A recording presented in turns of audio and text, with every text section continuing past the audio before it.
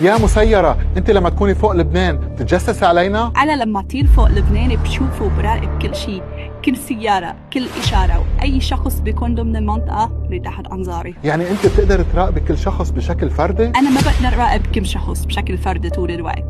أنا بشتغل على مناطق وأهداف محددة، بس إذا في سبب بركز على شخص وقتها بصير أعرف شو بياكل وشو بيشرب وأي ساعة بينام. في قصص خطيرة بقدر أعرفها ما فيني خبرك إياها. لا، بدك تخبريني. أنا لما أكون عم راقب شخص معين من تحركاته، من الأماكن اللي بيروح عليها، من الوقت اللي بيسهر فيه، بقدر أعرف شو رح يعمل قبل ما يقرر عنده. يعني بتتوقع تصرفاتنا؟ أنا ما بتوقع، أنا ببني نموذج عنك وكل يوم بصير أداء. وبتسمعينا كمان؟ مش بس بسمع، وبجمع كل إشارات الواي فاي والبلوتوث، كل اتصال خليوي، كل GPS، وبحللهم بنفس الوقت.